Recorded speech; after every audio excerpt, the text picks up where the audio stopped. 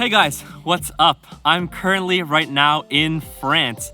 It has been an insane weekend. On Thursday, Friday night, we left at about 3 in the morning driving to Helsinki. We drove 4 hours to the airport, flew from Helsinki to Paris, from Paris to Marseille, drove an hour north to the next venue. We shot the wedding yesterday. This morning then we drove back to the airport, flew then again from southern France up to Paris, then we drove to Normandy 3 hours, and now we're here at the second wedding venue because tomorrow we're shooting our second wedding of the weekend, and then we're flying back on Tuesday.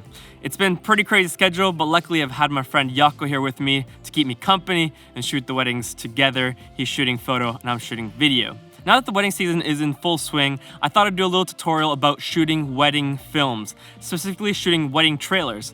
A lot of you guys have been asking, do you shoot the wedding trailers on your own or do you have a team? How do you shoot them? And that's why I thought today I would teach you how to shoot a wedding trailer on your own.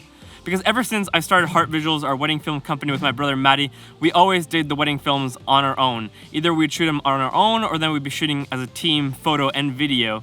But it's actually really possible and doable to shoot a wedding trailer on your own. Obviously, it's a lot different if the couple wants the speeches and the ceremony and you want a whole film as well made, maybe a longer film plus the wedding trailer, then maybe it's better to have a two-man team. But when you're doing the wedding trailer alone, it's perfectly possible to film on your own. So that's why I'm gonna share with you 3 tips on how to film a wedding trailer on your own.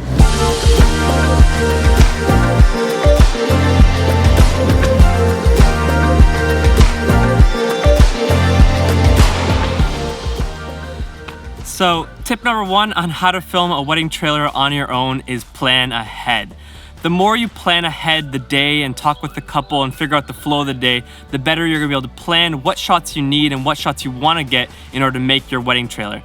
At the end of the day, when you make a wedding trailer, you really only need a few clips from every section of the day. So, if you know that you want these certain shots from the morning getting ready, and then you want the first look, you want the ceremony, the reception, some portrait shots, the ender shot, bingo, you're already done. So knowing what shots you want is gonna help you figure out what you need to film and how to get a good wedding trailer done. I always find that the better I know what the day's gonna look like, the better that I'm gonna be able to film and get the right shots. Also, just knowing how the day's gonna flow. For example, you wanna film the bride and the groom getting ready, but obviously you can't be in 2 places at once if you're a one-man team, so you gotta offset those times. Maybe first go shoot the bride getting her hair and makeup done, then go film the guys putting on their suits and getting ready for that shots, and then go back to the bride and film her getting into her dress. Doing that, then you can get both shots. Or for example, the first look. Some people ask, how can you do the first look as a one-man team? Well, first maybe film the reaction of the guy seeing her the first time, and then afterwards fake the moment again by getting shots of her walking towards him. You don't really need her to show her genuine emotion when she's walking up to him, whereas you really do want to get the genuine reaction of the groom seeing the bride for the first time. So planning ahead, you're going to be able to get the best shots possible and get the right shots that you need for a wedding trailer when filming on your own.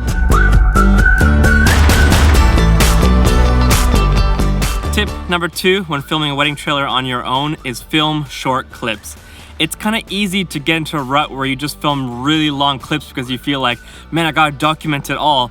But really, when you're doing a wedding trailer, you don't need to film long clips. Rather, you need to film a lot of short clips from a lot of different angles. So whenever I'm filming a wedding trailer, I'm filming max 5 seconds to 15 seconds.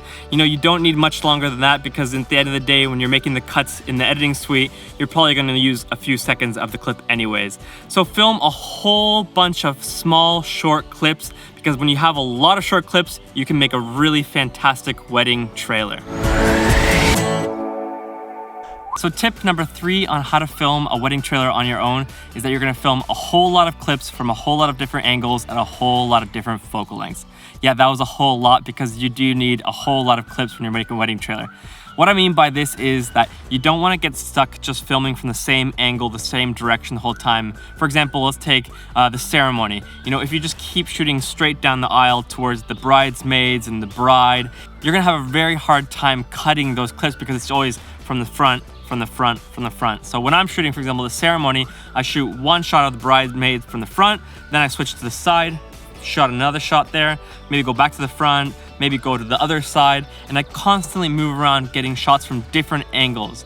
But not only am I just shooting the same focal length the whole time, as well in all situations of the day, I'm always filming a wide, a medium, and a tight. And the reason why I'm doing this is because first I want to film an establishing shot.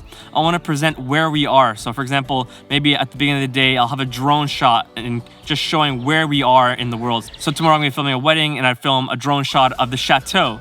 And then from there, I'd do a medium shot of, for example, the couple getting ready, and then a close-up, for example, of the bride putting her jewelry on. So I'm constantly going wide, medium, and tight. So by having a whole bunch of different angles, but also from a whole bunch of different focal lengths, you're gonna have a tremendous amount of variety when you go back to the editing suite, and it's gonna help you so much more when you're editing your wedding trailers.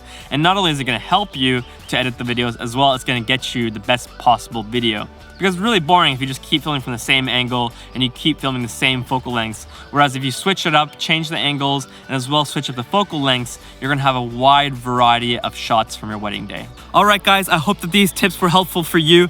Hopefully it will give you the courage to go out and film your own wedding trailer solo. As well, if you have any tips or tricks, make sure you comment below and share with the community. It's always great to hear feedback from you guys about what tips have helped you guys film a wedding trailer on your own. All right, guys, I need to now go watch the Finland versus Canada World Championship hockey game because I think Finland is gonna smash and kick Canada's butt. But even if we don't win, I think Finland already is a winning team because we dropped Sweden and Russia out of the tournament. Our big neighbors, our competitors. So Finland, congratulations, you guys are already winners. But I gotta go now. Bye.